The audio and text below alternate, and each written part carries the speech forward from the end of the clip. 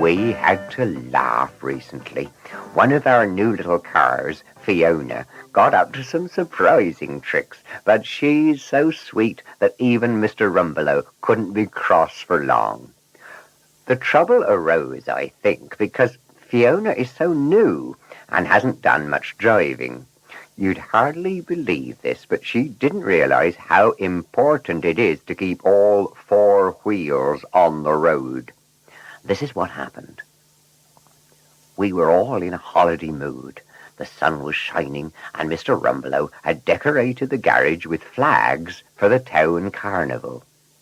All the cars were busy, and Japonica was the most excited of them all. She was decked out with ribbons. She was going to take part in the carnival procession to advertise Top Gear motors. Fiona was not so excited about her day's work. 2 young men had hired her to go down to the motor race meeting. "What a bore," said Fiona, yawning. "Not my scene at all." "Wish I was going," said Bert, lifting his head out of Rattlewagon's bonnet for a moment. "See some excitement down there, Fiona, and some good driving." "You'll come back and astonish us all with new tricks," laughed Snoopy Sneer, not unkindly, because even he was fond of this light-hearted little car. The drive down was fun. The 2 young men, Dave and Pete, were real car enthusiasts, and they discussed motor racing all the way. They also managed to make Fiona go much faster than she thought she could.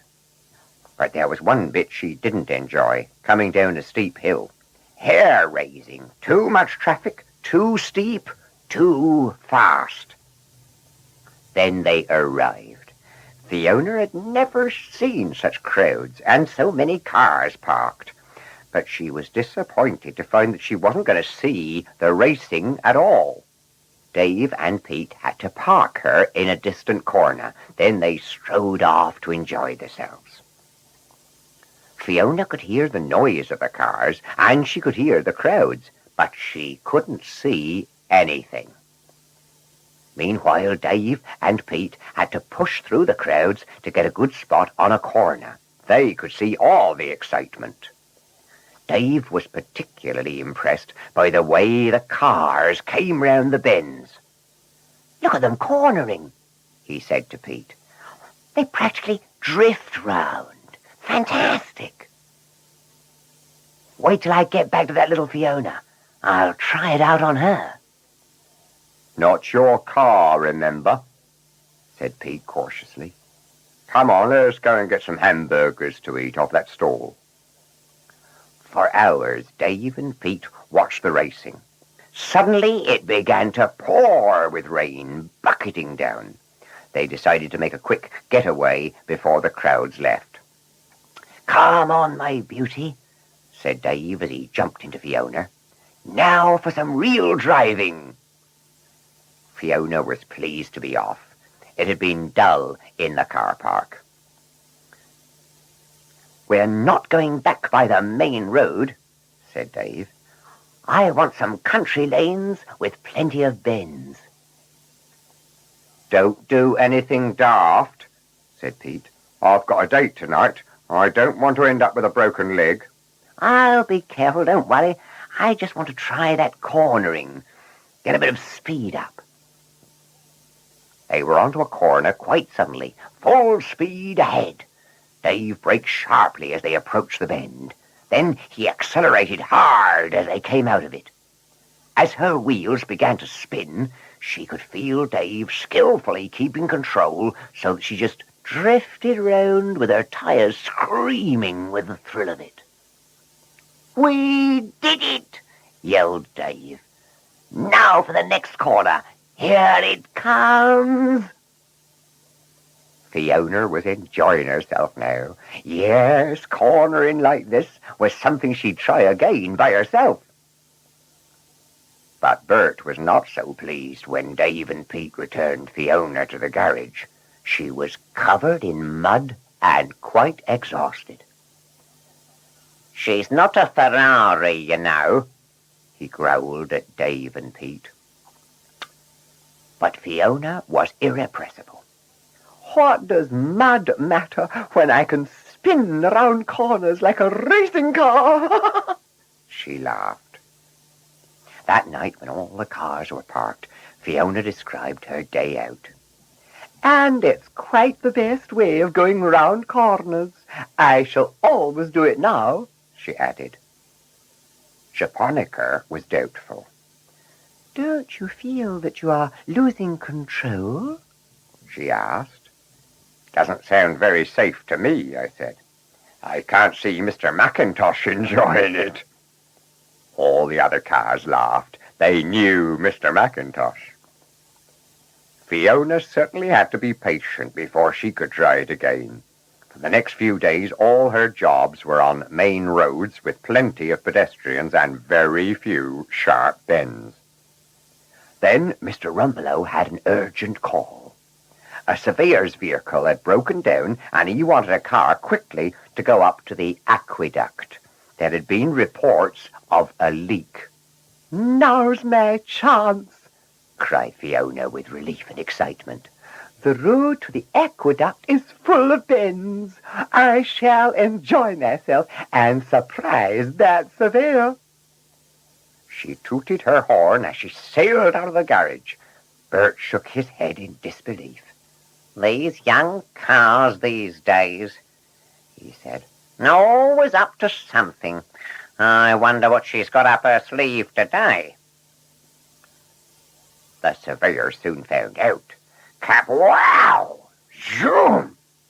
Every corner that Fiona came to, she hugged the bank and swung her back wheels round, just as Dave had made her.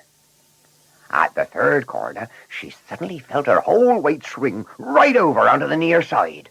To her horror and surprise, she felt her two offside wheels come off the ground. The surveyor looked startled. "What on earth got into you? I thought we were going over for a moment," he said. Fiona told him about the motor race meeting and how Dave had driven her home, practicing on all the corners.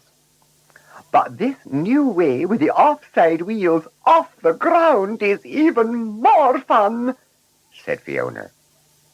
The surveyor laughed. "Well, all right, I'm game," he said.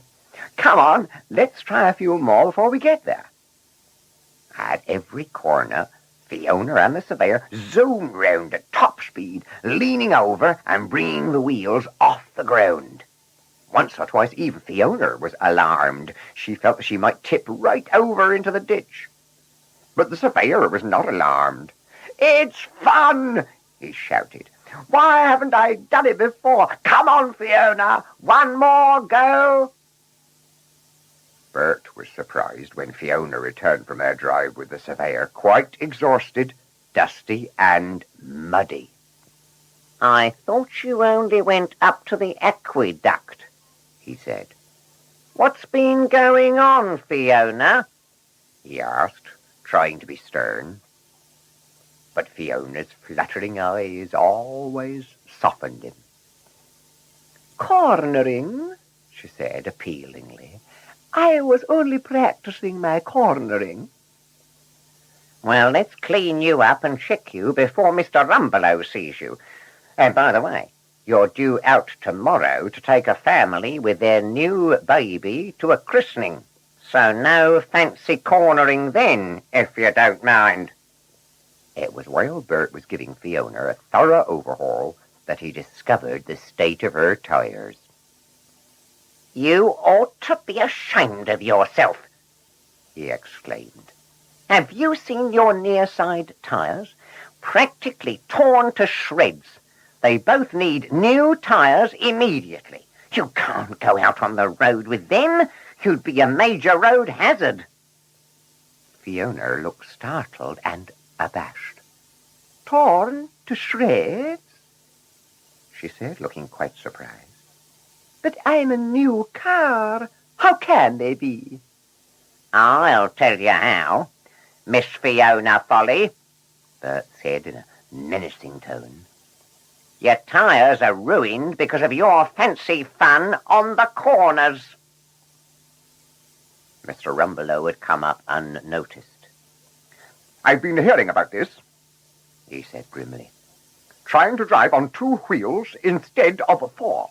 What do you think you are, a motorbike? Cars, my dear Fiona, have 4 wheels, and the 4 wheels are for driving on all the time. You will find that you have more stability and more power when you use them properly. Now, no more nonsense.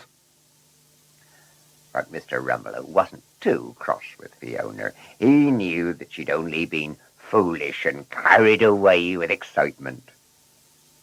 We'll soon have you right again, said Bert cheerily. Smart as a new pin for that christening tomorrow.